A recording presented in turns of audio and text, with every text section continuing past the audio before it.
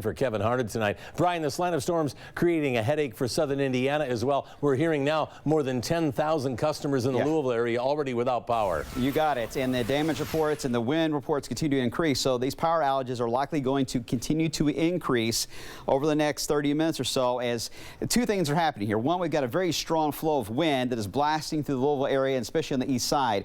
And the ground is still very saturated. So it doesn't take much wind at all to knock trees down, but we've been so wet lately that winds of 60 miles per hour is knocking a lot of things down at the moment. So here's the latest. Severe thunderstorm warning in effect for the east side here of Louisville, Bullitt County, Spencer County, portions here of Shelby County, all the way up to Henry and Oldham, until 15 after 11 o'clock. And it's mainly for the burst of high wind that is moving through. If you see that green line, that is the initial push, and here comes the main push, along with the potential for blinding rainfall moving through the east side here. So Linden, Hurstbourne Parkway, J-Town, Fern Creek is just now about to move in. So if you've already had the high winds move through your backyard, it probably caused some of the lights to go out completely or flicker. Now you got to prepare for the heavy rains to come in behind that. Shelby County is going to likely pick up the strongest winds, the way it's looking now, from Shelbyville all the way down to the outlets there in Simpsonville. This area, I think, has the highest potential to see winds of about 60 miles per hour as it pushes in. So expect power outages in this area as well as wind damage. Lots of lightning as well coming through here, but the heavy rain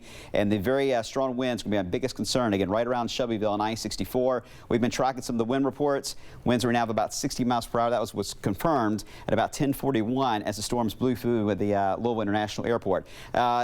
Zach, again, that was, I believe, forecast. We have a live picture at it. Is that correct? Where we have an image. All right, here's the heavy rain. I mentioned before we had the winds. We get a break. Now we have the heavy rain. That is the heavy rain that is now moving in the downtown area. You see where they had a lot of the stages set up as well. What a mess there in downtown. Hopefully everybody is getting out safe and getting to their vehicles. If you know friends or family there, tell them to just stay put. Let this rain system rain itself out before you get out on the roadways. Because, Scott, you don't want to be out traveling in the middle of that heavy rain.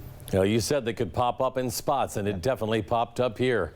Thanks, Brian. Breaking right now, a transformer on fire, actually, at Barrett Avenue and Broadway, right at the edge of downtown Louisville as you head to the Highlands. Wade 3 News reporter Casey Cunningham just got to the scene minutes ago. What have you learned so far, Casey?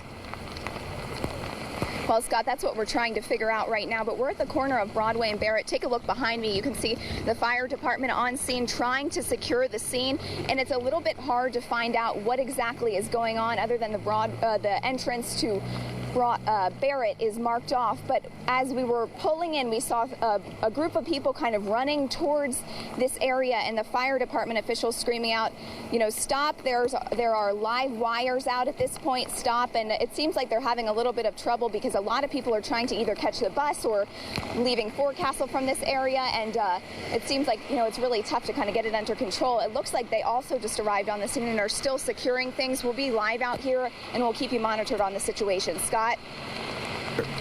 All right, thanks so much, Casey. Thousands flocking to Waterfront Park for the first day of the Forecastle Festival.